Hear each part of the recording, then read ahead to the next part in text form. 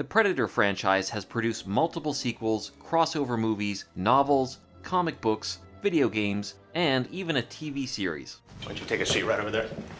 What was on the agenda tonight? It was a loose adaptation. With next year's The Predator currently in production and the 30th anniversary of the original film's release around the corner, this might be a good time to take a closer look at the classic action sci-fi flick, in order to nail down exactly what made it such a phenomenon and perhaps why its sequels haven't quite reached the bar it set.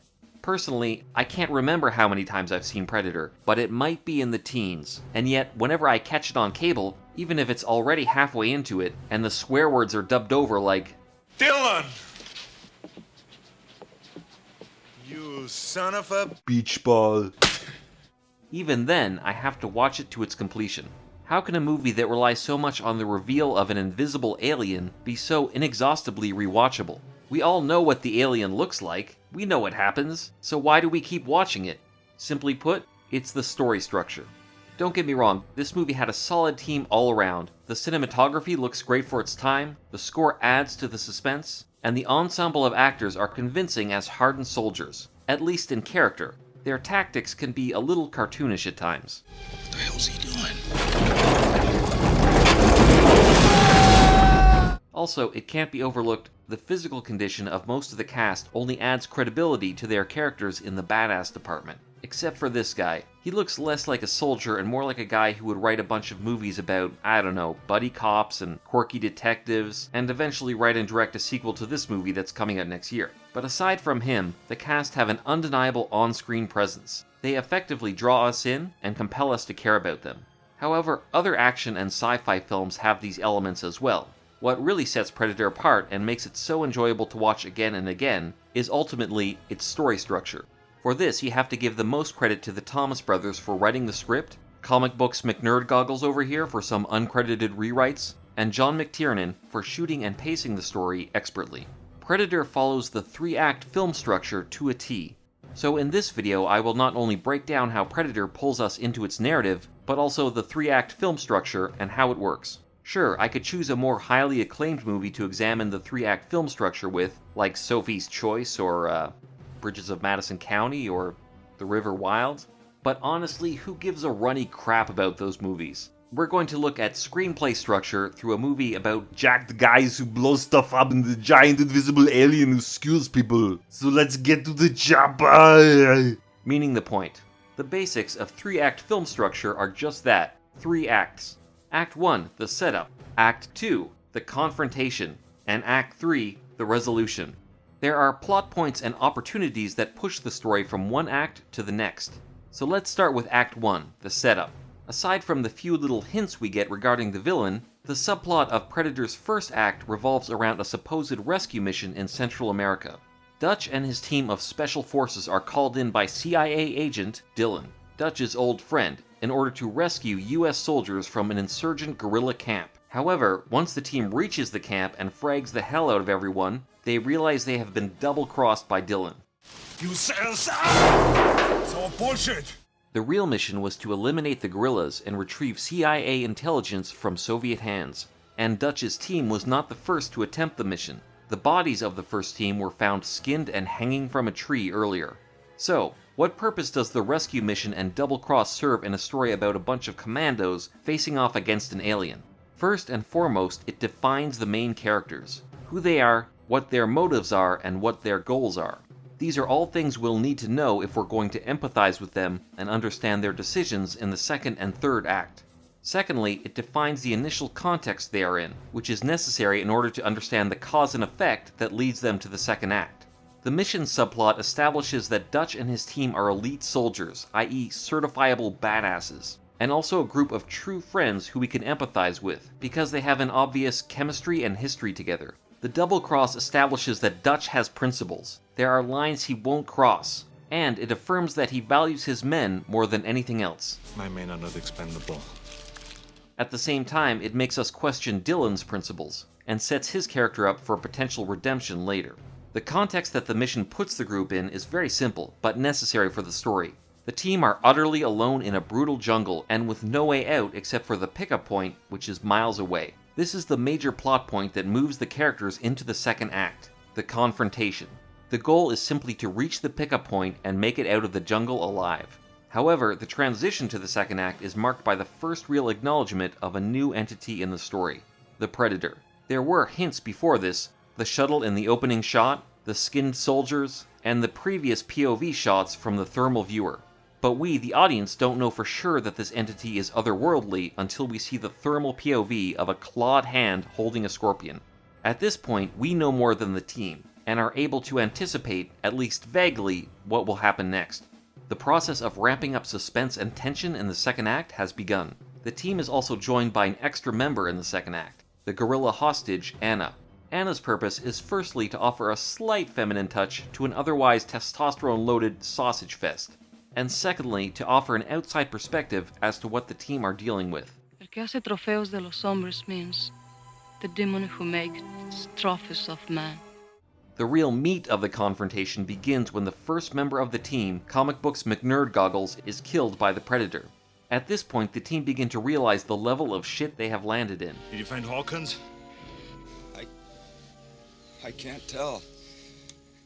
As the team is taken out one by one, the suspense ratchets up more and more.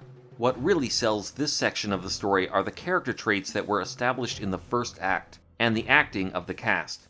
We know from the setup that these guys are epic badasses. Despite only being a team of 7, they were able to destroy a small army alone, and were pretty much laughing as they did it. Because we know what they're capable of, it's all the more effective when we see true fear on their faces. These guys shouldn't be afraid of anyone on Earth, but they are afraid.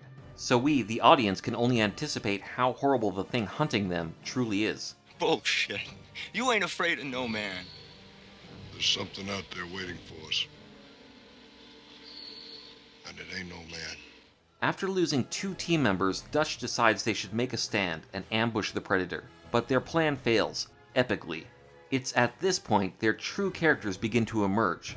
Dylan, who we questioned earlier, is able to redeem himself by holding the alien off with Mac, while the remaining team attempt to reach the pickup point, although this gesture turns out to be a fatal sacrifice.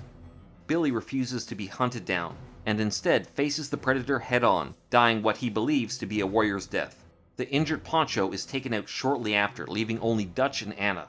Realizing the Predator doesn't consider Anna a threat, and therefore not a trophy, Dutch stops her from firing at the Predator and tells her to Get to the chopper! After which Dutch flees for his life. In the second act, the hero or heroes should face setback after setback in pursuit of their goal, until they face a major setback, a seemingly insurmountable problem at the end of the second act. At the closing of Act 2, Dutch has one hell of a major setback. His entire team, who he cared about more than anything, has been hunted down and slaughtered one by one, despite all his best efforts to stop it. Now he's alone, he's injured, he's unarmed, and he's running for his life from an alien that is seemingly invincible and relentless. In the minds of the audience, Dutch is, pardon the French, royally fucked. When the Predator finds him at the base of a waterfall, Dutch has pretty much resigned himself to accepting imminent death. That is, until the second major plot point emerges and takes us into the third act, the resolution. The Predator can't see Dutch when he is covered in mud, because it masks his thermal signature. This plot point might have felt a bit cheap if it wasn't established earlier by shots from the Predator's POV. Because we've seen these shots since the early stages of the story, it gives this plot point credibility. Beyond all odds, the tables have turned. The hunter has become the hunted. He couldn't see me. Dutch now has an opportunity to redeem himself and his fallen comrades. The goal has shifted to vengeance. As Dutch prepares for battle, the pace of the story is noticeably slower and more peaceful than the fast-paced tension at the end of Act 2. It needs to get slow again in order to ramp up one final time, toward the climax. Although he only has a few shells and handcrafted weapons at his disposal, Dutch puts everything on the line, and initiates the final battle.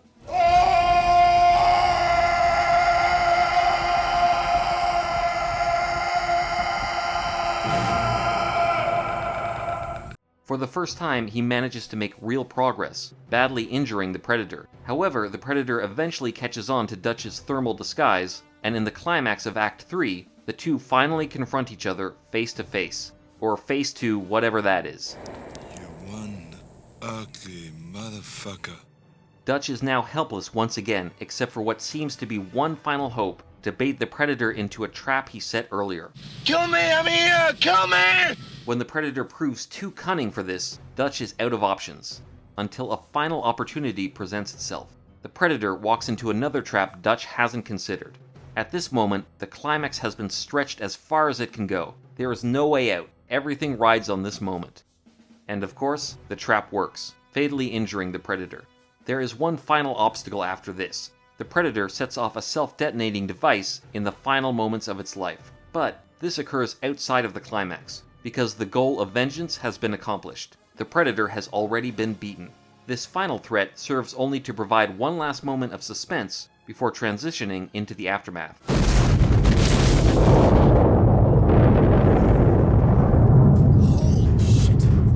For this story, an extended epilogue is not necessary. The aftermath is short and sweet. Dutch survived. He made it out of the jungle alive. And because Anna is there, at least he's not alone. That was the only thing left we needed to know. The end. Because Predator told its story so effectively, it has become a classic of the action and sci-fi genres. Using effective story structure is like putting the mind of the audience on a train that won't stop until it reaches its destination. It draws viewers back in, even when they know what will happen next. Yes, the movie is a little cheesy and dated in some ways, and no, none of the cast were ever nominated for an Oscar, but it's been on a regular viewing rotation for action and sci-fi movie fans for the last 30 years. The franchise has tried to capture these results numerous times with the Predator sequels and the Alien vs. Predator series. Shit happens. While not all of these attempts had completely horrible results, and all probably attempted to use the 3-act story structure, none of them are nearly as compelling as the original. It might be that the sequels overcomplicated what was essentially a very simple but very effective story. All we are told in the story of Predator is all we need to know for the story to be told. And of course, once the story has been told, what's the point of attempting to tell it again? The only hope a Predator sequel has is to tell a completely new story, as effectively as the original. We'll have to wait and see if comic books McNerd Goggles accomplishes this. As for the original, it's not going anywhere. Fans like myself will continue to rewatch it over and over, meaning Predator will always Stick around. get it because the guy is stuck on a knife, so it's kind of like, I'll forget it. If you'd like to see a video breaking down the story structure of another classic movie or new movie, let me know in the comments below. And please like and subscribe for more videos. Until next time.